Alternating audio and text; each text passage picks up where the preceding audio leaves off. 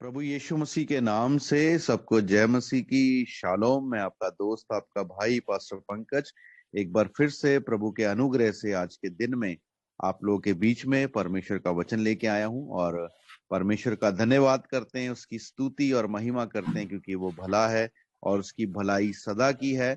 और हम लोग जब इस वचन को हमारे YouTube channel serving people in need of fellowship पर सुन रहे हैं तो मैं आपसे विनती करता हूं, अगर अभी तक आपने इस चैनल को सब्सक्राइब नहीं किया है तो कृपया करके सब्सक्राइब कर दीजिए और साथ में बेल बटन भी दबा दीजिए ताकि जब भी इस पे लेटेस्ट वचन जब अपलोड होता है तो आपको इजीली अवेलेबल हो जाए। और मेरी आपसे रिक्वेस्ट है, आप इसको जरूर शेयर करा करें ताकि दूसरे लोग भी आशीष पाएं। और साथ ही में आप कमेंट बॉक्स पे जाकर कमेंट कर सकते हैं, आप प्रार्थना का विषय दे सकते हैं, हम जरूर आपके लिए प्रार्थना करना चाहेंगे और आप लोग भी हमारे लिए प्रार्थना करते रहें। आइए हम लोग परमेश्वर के वचन में चलेंगे।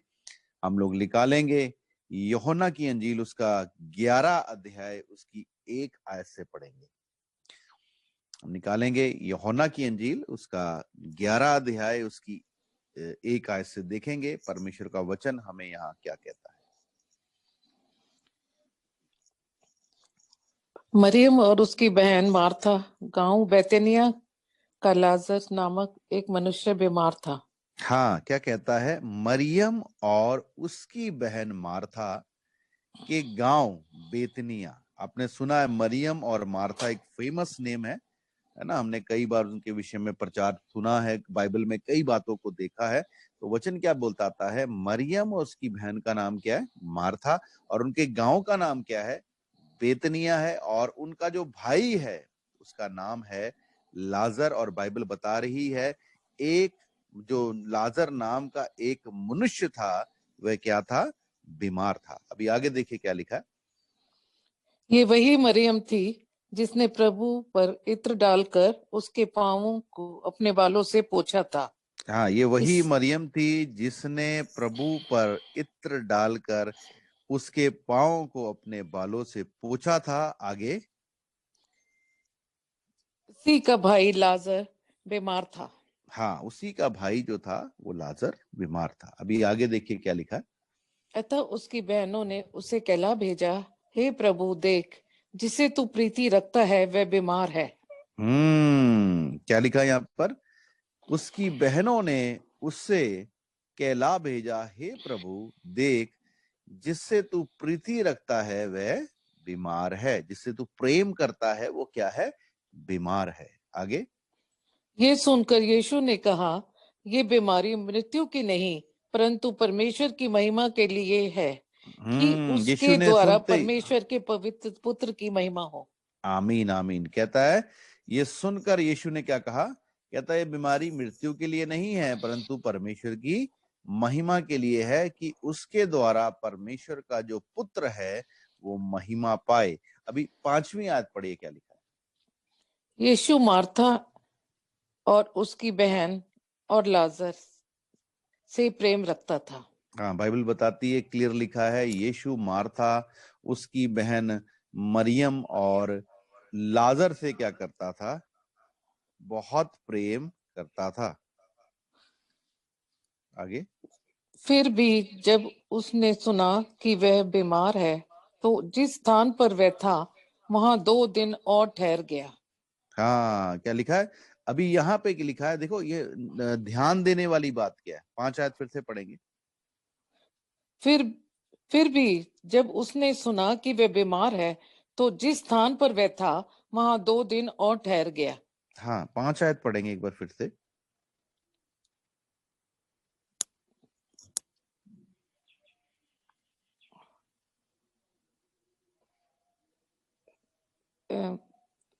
इसके बाद उसने चेलों से कहा, आओ हम फिर यहूदिया नहीं, को चलें। पांच आयत पढ़ेंगे एक बार फिर से।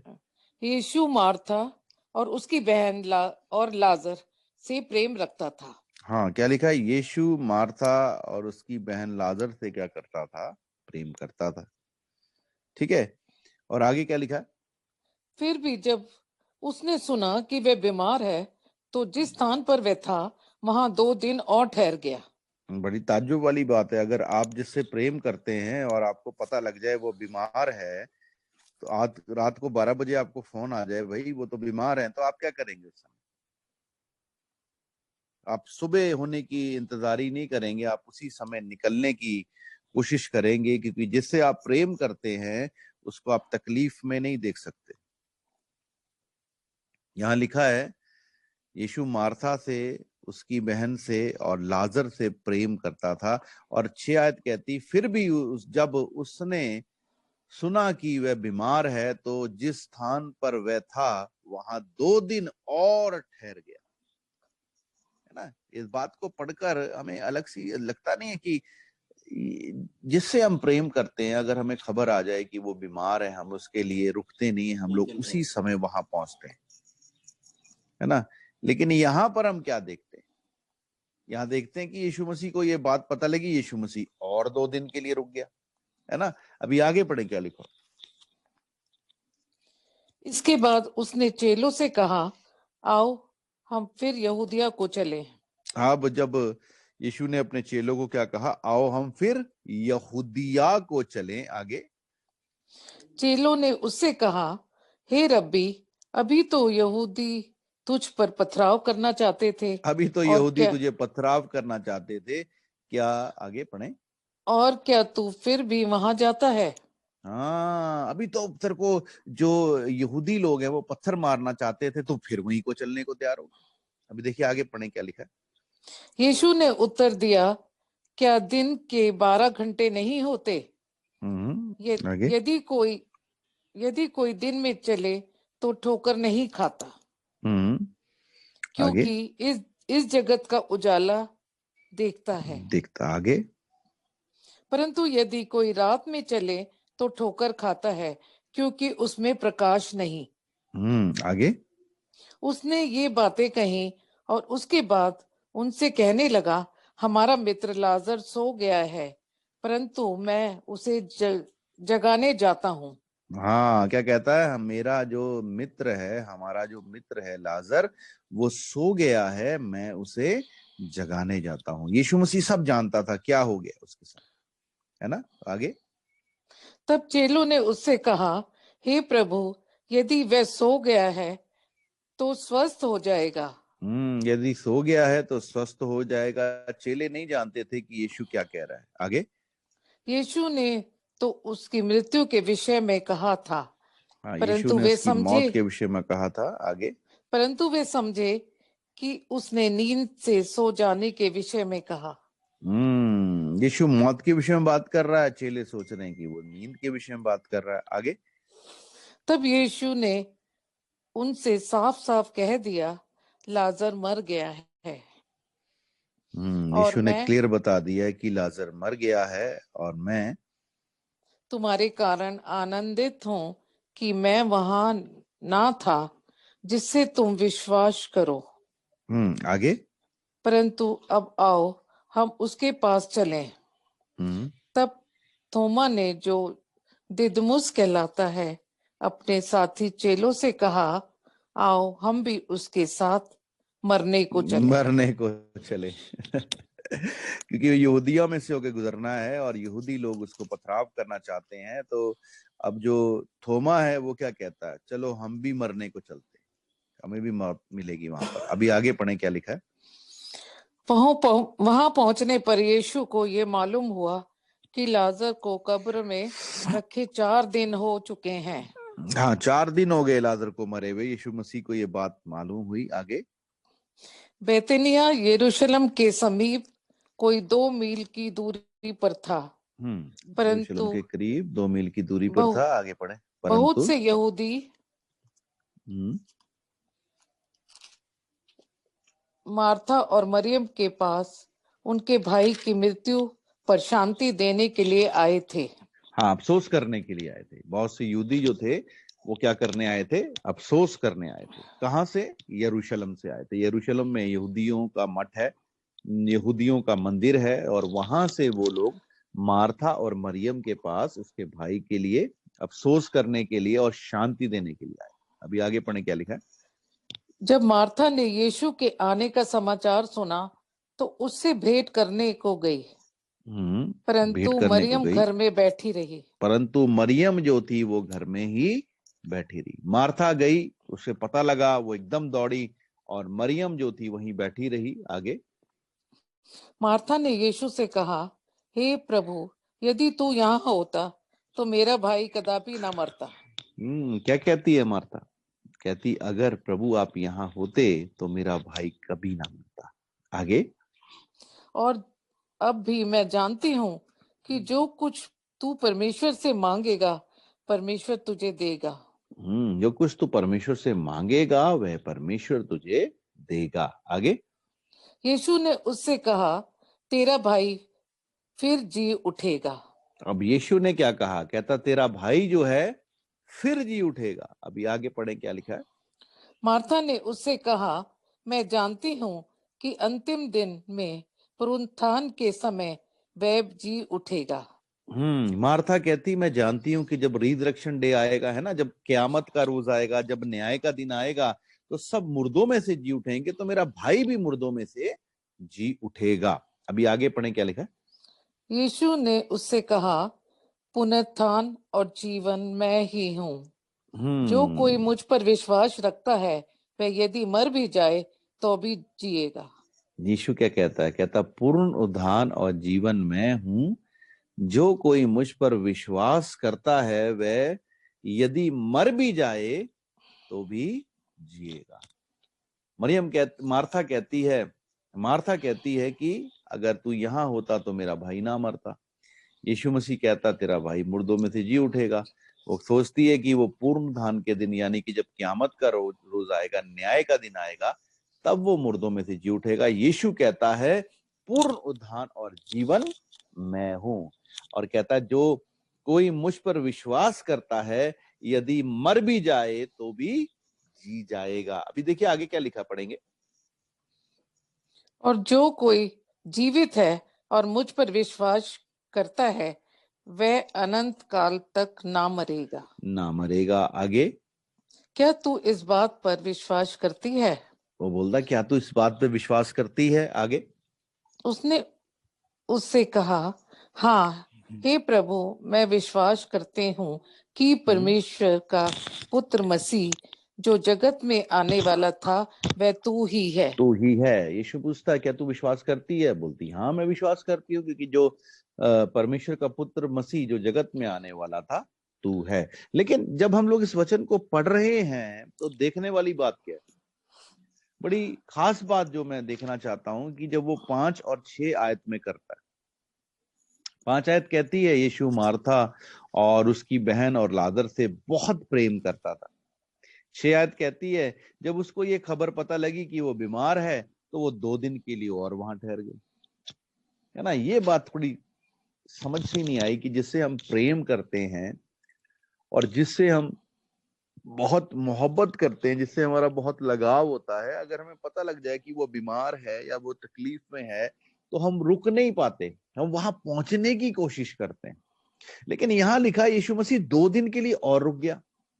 और जब वो उस गांव में जाता है तो अभी पहुंचा ही नहीं होता, तो मार्था उससे मिलने के लिए, भेंट करने के लिए वहां पहुंचती है और उसको सारी बातें बता देती है। यीशु मसीह जानता है कि लाजर क्या है, मर चुका है। और जब वो ये सारी बातें बता रही होती है तो हम मार्था का जो विश्वास है वो क्या देखते हैं? मार्था का विश्वास क्या है? मार्था का विश्वास है कि यीशु मसीह सिर्फ क्या कर सकता है? बीमार को चंगा कर सकता है। यानी कि अगर इंसान जिंदा है तो जिंदा इंसान को ठीक कर सकता है, लेकिन इंसान अगर मर गया है फिर कुछ नहीं कर सकता। क्योंकि जब यीशु मसीह ने कहा कि तेरा भाई जी उठेगा, तो वो क्या कहने लगी? कहती, हाँ जब न्याय का दिन आएगा तो सब मुर्दों में से जी उठेंगे तो मेरा भाई भी जी उठेगा। तो जो मार्था है उसका विश्वास कहां तक है कि यीशु मसीह क्या है, बीमार को चंगा कर सकता है लेकिन मुर्दों को जिंदा नहीं कर सकता। तो यीशु मसीह क्या कहता है? यीशु मसीह वहां उसको दिखा रहा है, बता रहा है कि मैं ही जीवन हूं और पूर्ण धान हूं, मैं सब कुछ कर सकता हूं। और मार्था जो है वो यीशु मसीह को एक लिमिटेशन में रख रही है। वो सोच रही है कि वो मेरा भाई अगर जिंदा होता और यीशु मसीह वहां जाता तो उसको बीमारी से चंगा कर सकता था। लेकिन यीशु मसीह यहाँ क्या साबित करना चाहता है कि मैं मुर्दों में से भी जिंदा कर सकता हूं। यीशु मसीह का 2 दिन पहले आना अगर होता तो लाजर जो है ना, बाइबल कहती है वो 2 दिन और रुक गया। अगर यीशु मसीह वहां पहले पहुंच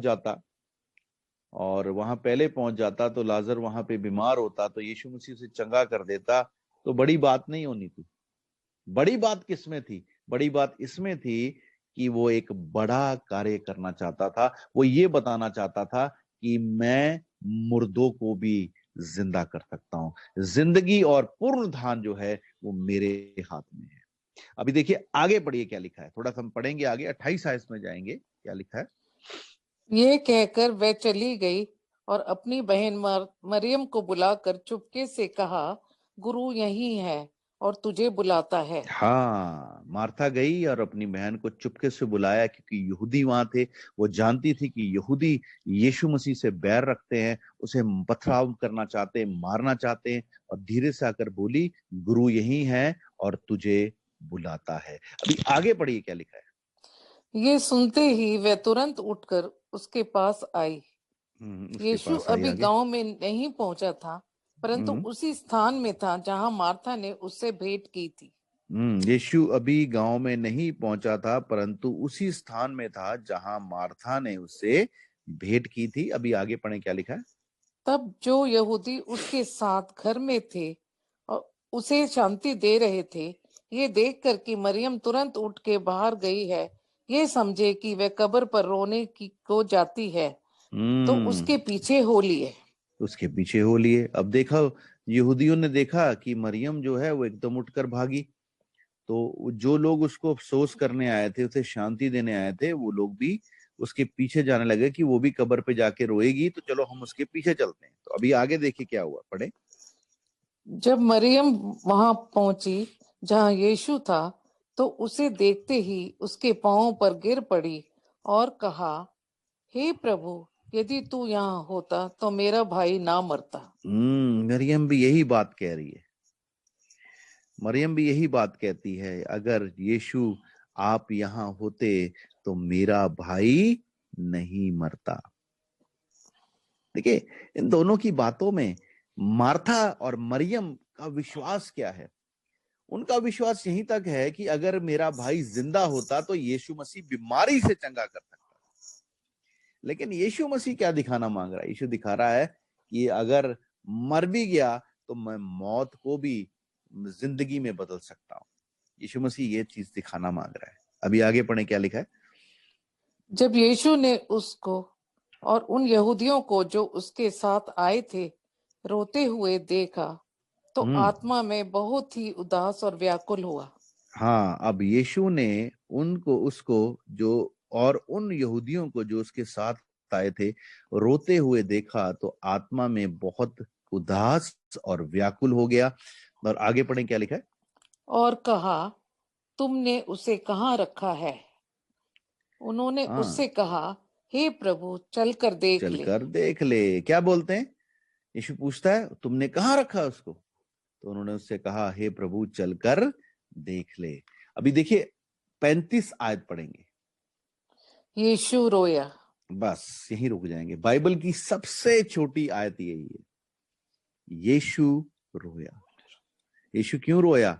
रोना किसको दिखाता है? जिससे आप बहुत प्रेम करते हैं उसके लिए आप रोते। यीशु मसीह ने मार्था और मरियम को रोते हुए देखा, वो भी रोने लगा। देखो, वो मनुष्य बन के आया और उसने जो प्रेम किया, वो कैसा प्रेम किया? जैसे एक भाई बहन और भाइयों बहन से प्रेम करता है, जैसे एक पिता है ना अपने बच्चों से प्रेम करता है, वैसे ही उसने प्रेम किया। वो भी रोने लगा उनके साथ। अभी देखिए आगे क्या लिखा है।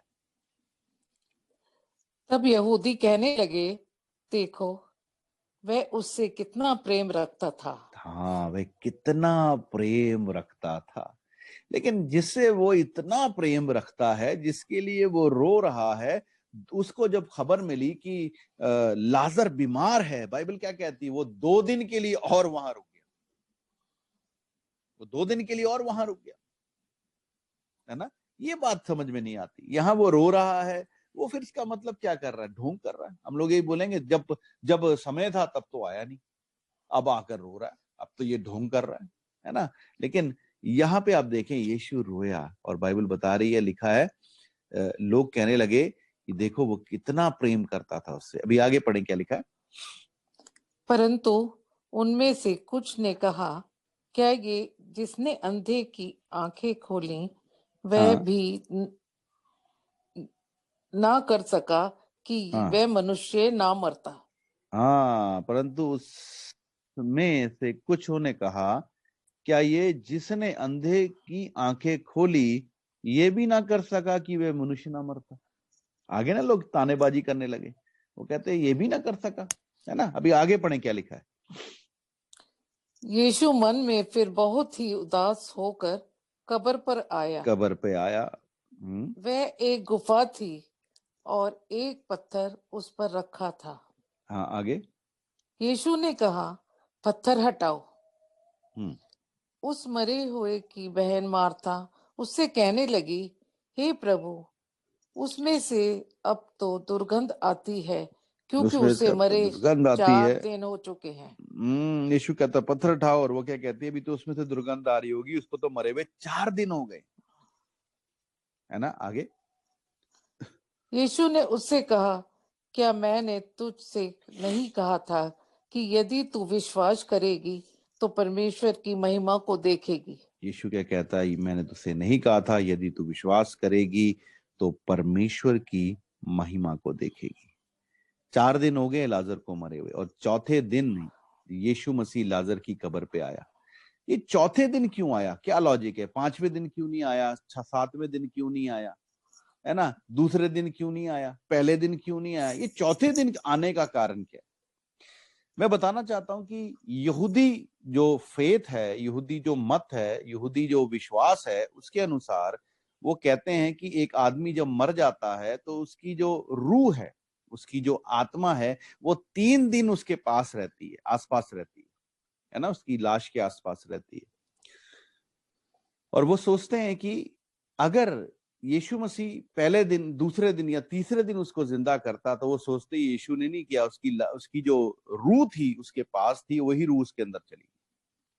तो चौथे दिन आने का कारण क्या है? चौथे दिन मुर्दों में से जिंदा करने का कारण क्या है? कि चौथे दिन जो है वो रूह जो है उसके पास से चली जाती है। ये यहूदी विश्वास है। तो अभी यीशु मसीह क्या बोलता है, मैंने तुझसे कहा नहीं कि तू विश्वास कर और परमेश्वर के महिमा को देखेगी। तो अभी 41 में क्या लिखा, सुनिए। तब उन्होंने उस पत्थर को हटाया। यीशु ने आंखें उठाकर कहा, हे पिता, मैं तेरा धन्यवाद करता हूँ कि तूने मेरी सुन ली है। हाँ, यीशु क्या कहता है, तब उन्होंने उस पत्थर को उठाया और यीशु ने आंखें उठाकर स्वर्ग की ओर देखा और कहा, हे पिता, मैं तेरा धन्यवाद करता हूं कि तू ने मेरी सुन ली है। अभी आगे पढ़ें क्या लिखा है। मैं जानता था कि तू सदा मेरी सुनता है, तो मैं जानता था तू सदा मेरी सुनता है, परंतु जो भीड़ आसपास खड़ी है उसके कारण मैंने ये कहा, जिससे कि वे विश्वास करें कि तूने मुझे भेजा है। हाँ, यीशु अब क्या कहना चाहता है? यीशु कहना चाहता है कि मुझे ये बात इसलिए बोलनी पड़ रही है, मैं उस कब्र के पास खड़ा होता तो लाजर बाहर आ जाता। अगर मैं वहां खड़ा होता तो लाजर ने बाहर आ जाना था, लेकिन इन लोगों को पता लगे कि मैं तेरा भेजा हुआ हूं, इसलिए मैं लाजर का नाम चिल्लाकर कह रहा हूं। क्या बोलता आगे? ये कहकर उसने बड़े शब्द से पुकारा, हे लाजर निकल आ। क्यों पुकारना पड़ा? यीशु मसीह वहां खड़ा हो जाता, लाजर ने बाहर आ जाना था। लेकिन कहता इन भीड़ के कारण। वो भीड़ किसकी थी? वो यहूदियों की भीड़ थी, और यहूदी लोग उसको मारना चाहते थे। लेकिन यीशु मसीह ये प्रकट करना चाहता था कि मैं परमेश्वर का भेजा हुआ हूं, मेरे हाथ में जिंदगी और मौत भी है। मैं अंधों को आंखें देता हूँ, लंगड़ों को चलाता हूँ, कोढ़ियों को शुद्ध करता, बीमारों को चंगा करता, भूखों को खाना खिलाता। मैं यहीं तक लिमिटेड नहीं हूं। मेरी सामर्थ, मेरी अनॉइंटिंग जो है वो अनलिमिटेड है। मैं मुर्दों को भी जिला सकता हूं। मरियम मार्था का यही विश्वास था। लेकिन यीशु ने कहा मैं मुर्दों को भी जिला सकता हूं। वो लाजर की कब्र पे गया और जोर से चिल्लाया, लाजर बाहर आ जा। और बाइबल बताती लाजर निकल आ, है ना। उसने क्या बोला, हे लाजर निकल आ। तो आगे पढ़ने क्या लिखा है, जो मर गया था वह कफन से हाथ पांव बंधे हुए निकल आया और हाँ, हाथ उसका पांव मुंह बंधे हुए अंगोछे निकल से आया। लिपटा हुआ था। उसका मुंह अंगोछे से लिपटा हुआ था। आगे, यीशु ने उससे कहा, उसे खोल दो और जाने दो। और जाने दो। देखिए, इस कलाम को जब हम पढ़ते हैं तो ये कलाम हमसे क्या बात करता है। कई बार हम लोग प्रार्थना करते हैं, प्रभु हमारा ये काम कर दे, प्रभु हमारा वो काम कर दे, है ना। और वो काम हमारा नहीं होता, है ना। जैसे यीशु मसीह को खबर पहुंच गई थी, यीशु मसीह को पहले दिन ही खबर पहुंचा दी थी मरियम मार्था ने कि जिससे तू बहुत प्रेम करता है वो बीमार है। लेकिन बाइबल बताती है यीशु मसीह वहां रुक गया। कई बार हम प्रार्थना करते हैं, मैं बताना चाहता हूं यीशु पहली बार ही हमारी प्रार्थना को सुन लेता है।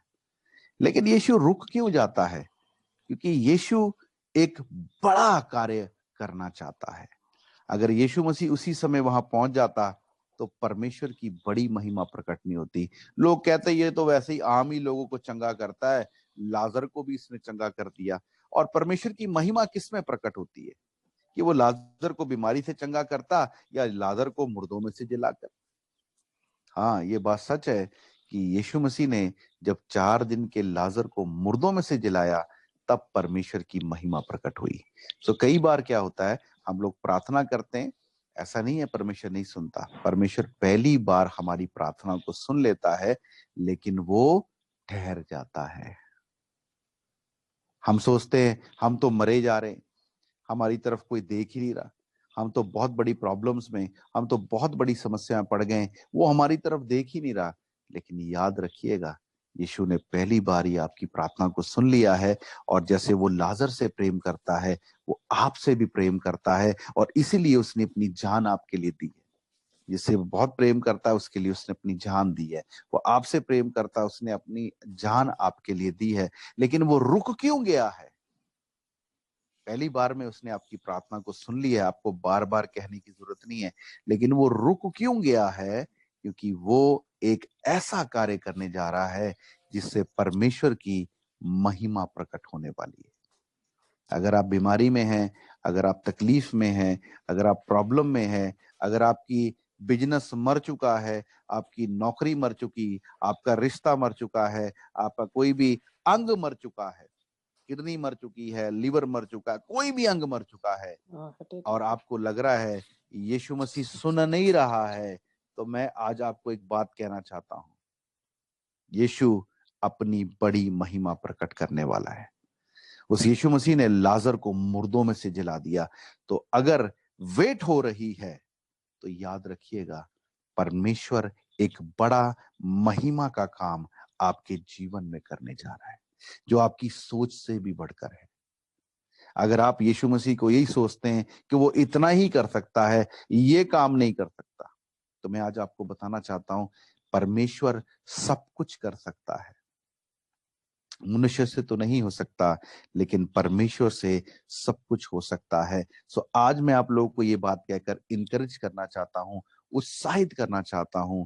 अगर आपकी प्रार्थनाओं का उत्तर आपको नहीं मिल रहा है तो इसका मतलब ये नहीं कि उसने आपकी प्रार्थना को नहीं सुना, उसने आपकी प्रार्थना को पहली बार में सुन लिया है। सो इसलिए वेट करें उस कार्य का जो परमेश्वर करने जा रहा है, क्योंकि जब परमेश्वर कार्य करता है तो बड़ी महिमा प्रकट करता है। तो इसलिए यीशु आपसे प्रेम करता है, और वो रुक क्यों गया है? क्योंकि वो बड़ा कार्य करना चाहता है, वो दिखाना चाहता है कि वो क्या कर सकता है। जो जो देरी है, बाइबल बताती है, जो देरी है वो परमेश्वर की महिमा को लेके आती है। और लाजर, 4 दिन का लाजर जब मुर्दों में से जी उठा तो यहूदी लोग भी हैरान हो गए होंगे। और मैं सोचता हूँ कुछ लोगों ने, यहूदी लोगों ने भी वहां तौबा की होगी और यीशु मसीह पर ईमान किया होगा। सो आज मैं आप लोगों को ये बात कहकर उत्साहित करना चाहता हूं कि परमेश्वर रुक रहा है, वो आपके जीवन में पहली बात बड़ा काम करने जा रहा है, दूसरी बात वो ऐसा काम करने जा रहा है जो लोग आपके विरोध में हैं वो भी जान जाएंगे कि आसमान के नीचे जमीन पर एक ही नाम है, एक ही प्रभु है जिसका नाम यीशु है। अगर आप चाहते हैं कि वो लोग जो विरोधी हैं आपके और आपके प्रभु के, वो भी घुटने टेक लें, तो यीशु को बड़ा काम करने दें। और यीशु बड़ा काम कब करता है, उसका एक टाइम है। यीशु मसीह ने वहां लाजर को जिलाया और यहूदियों ने भी वहां विश्वास किया होगा, है ना? कुछ यहूदियों ने विश्वास किया होगा। तो मैं आज बताना चाहता हूं कि अगर वो रुक रहा है, डिले हो रहा है, तो परमेश्वर बड़ा काम करने जा रहा है। उस बड़े काम के द्वारा आपको तो आशीष मिलेगी मिलेगी, और साथ में याद रखिए, आपके रिश्तेदार, आपके पड़ोसी, आपके जानने वाले जो आपके विरोध में हैं, वो भी परमेश्वर की महिमा को देखकर घुटने टेक देंगे। सो इसलिए याद रखिएगा, यीशु ने आपकी प्रार्थना को पहली बार सुन लिया है, बार बार कहने की जरूरत नहीं है। अब इंतजारी करें कि वो कब अपनी महिमा का कार्य प्रकट करना चाहता है। सो जिस प्रकार से उसने लाजर को मुर्दों में से जिलाया, उस लाजर को जब सब कुछ खत्म हो गया था, है ना, यहूदी लोगों का विश्वास क्या है, 3 दिन के बाद वो रूह चली जाती है उसकी लाश के पास से, और इसी तरीके से सब कुछ खत्म हो गया, उसने वहां पर भी, है ना, फिर से सब कुछ सही कर दिया। सो अगर मैं फिर से कहना चाहता हूं, अगर आपका कोई ऑर्गन मर गया, वो उसको जिला सकता है। अगर आपका बिजनेस खत्म हो चुका है, वो इसको हील कर सकता है।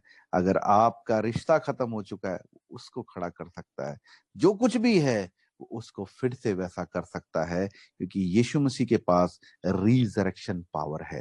यीशु कहता, मैं ही पुनरुत्थान और जीवन हूं, मैं ही जी उठना और मैं ही रिजरेक्शन हूं। सो याद रखिएगा, वो रिजरेक्शन करने वाला और रिजरेक्शन देने वाला वो हमारा पिता हमसे बहुत प्रेम करता है। और देखिए, वो वहां जब पहुंचता है तो उसकी कब्र पे आकर रोता है। उसका रोने का मतलब क्या है?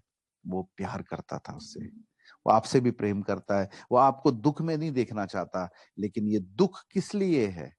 ये दुख इसलिए है ताकि परमेश्वर की बड़ी महिमा प्रकट हो। क्योंकि यीशु ने पहले ही कह दिया था, कहता ये बीमारी मृत्यु की नहीं, परमेश्वर की महिमा की है। सो आपके जीवन में जो कुछ भी घट रहा है, जो कुछ भी हो रहा है, आपको चिंता करने की जरूरत नहीं है, सिर्फ आपको इंतजारी करने की जरूरत है। परमेश्वर वहीं से अपनी बड़ी महिमा को प्रकट करेगा, आपको नुकसान नहीं होने देगा, और आपके विरोधियों को अपनी महिमा दिखाकर उनको भी आपके साथ जोड़ देगा। सो आज मैं आप लोगों को यही बात कहकर उत्साहित करना चाहता हूं, आपने प्रार्थना कर दी है, अब इंतजारी करें परमेश्वर की बड़ी महिमा की। सो प्रभु आप सबको आशीष दे, प्रभु आप सबको बरकत दे। आइए हम लोग प्रार्थना करें इस समय। और मैं इस समय प्रार्थना करना चाहूंगा उन लोगों के लिए जो प्रभु के ऊपर ईमान रखते हैं, और इस समय ईमान रखते तो हैं पर लेकिन अभी भी वो बीमारी में है। उनके ऑर्गन्स जैसे स्पेशली किडनीज, उनके शुगर कंट्रोल में नहीं है, उनका ब्लड शुगर कंट्रोल में नहीं है, उनका क्या बोलेंगे बीपी कंट्रोल में नहीं है, और उनकी आंखों में प्रॉब्लम है, या अंग में किसी भी अंग में प्रॉब्लम है, या खत्म हो चुका है वो। सो मैं उनके लिए प्रार्थना करूंगा।